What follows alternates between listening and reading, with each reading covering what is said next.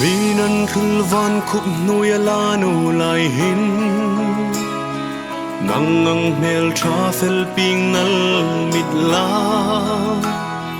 ping ding hin ka ring ngai no ami nan thul so hoi hoi la si mel tra nang khum zo tu ding che hi pilei ya hin tong din kan ring no o chung khu nu ka zeng o dut lai ta di vang nei na mal som na ka hung nge ni alung ai ding mi phal pek no la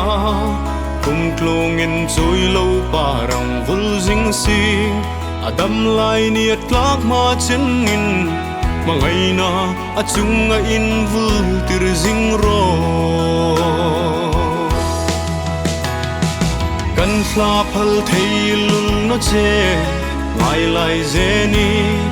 leng dang belin in hil che ka tumma sin khum kan thla phal thei lul no che sun trik dit lo angai nol wal ke hin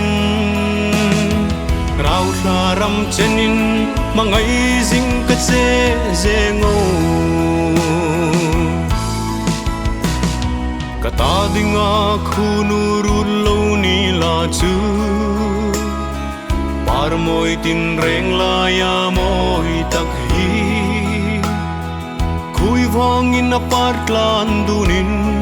trena thu reng don lo vin leng ta ngai ta nawang mi pom thei la chu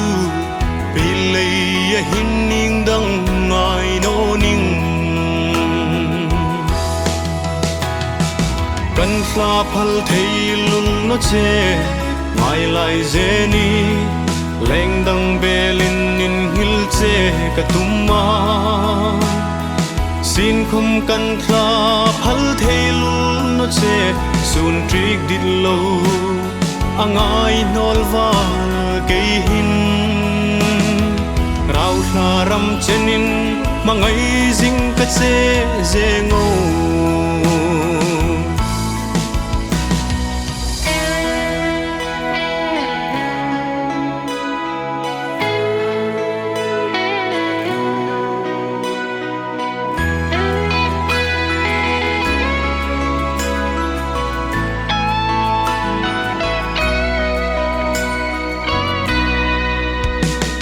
ngai lai zeng oi zun ngai an ring wal hin i ma ngai na nga kin ka lo hlir jing che kan run ring amalin kan ru sin khom nang rup chun hep no la mi ngain sira imi no lel ding mo ka ma ngai du lai zeng o mel tra kan fla phal thei lul no che ngai lai je ni leng dang belin in hil che ka tumma sin khum kan thla phal thei lul no che sun trik dit lo angai nol wal ke hin rau thla ram chenin mangai jing ka che je ngo khu nu mangai na king vai chu cây ring wal chan ding ilo ru tel chu nawang trap lai bang zai rel ding har sa ka ti ngai lai zeni